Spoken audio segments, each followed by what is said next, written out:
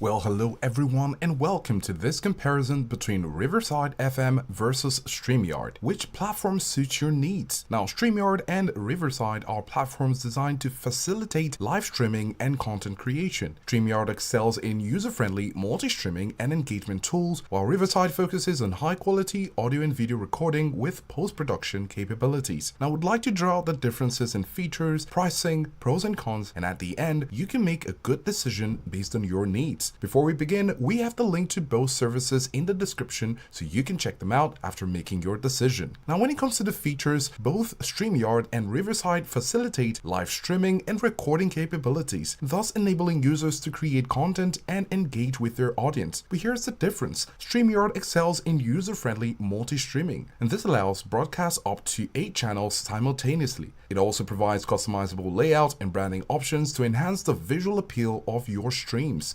Additionally, StreamYard supports pre-recorded streaming, offering flexibility in content delivery. In contrast, Riverside focuses on high-quality audio and video recording, ensuring professional output. A key feature is the multi-track recording, where it provides separate audio-video tracks for each participant, thus simplifying post-production editing. Furthermore, Riverside incorporates AI-powered audio cleanup to enhance sound quality. And now to the pricing. StreamYard has a free plan, of course with limits, with paid plans starting at $10.35 with the core plan ranging up to the teen plan at $68.81 per month. Multi-streaming is only available on paid plans. Riverside, on the other hand, has a tiered pricing model ranging from standard at $15 per month to the pro at $24 per month. The custom studio design costs an extra $15 per month. Now, when it comes to the pros and cons, StreamYard works well for various content types and it's browser-based and has good engagement tools. On the flip side, with the cons, it has a steep pricing. Customer service can be inconsistent at times, and when it comes to integrations, it can be limited. Riverside, on the other hand, has a versatile toolset, individual screen sharing recordings, and a teleprompter feature. On the flip side, with the cons, it has an overwhelming feature set.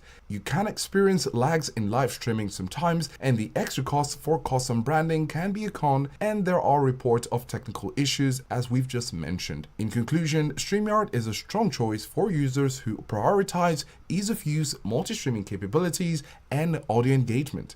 Riverside is better suited for those focusing on producing high-quality recordings with advanced editing options. Now, we hope that by analyzing their core differences, you'll be able to decide according to your preferences. The links to both Riverside and StreamYard are in the description below, and if you found this comparison helpful, do let us know in the comments section, and thanks for watching.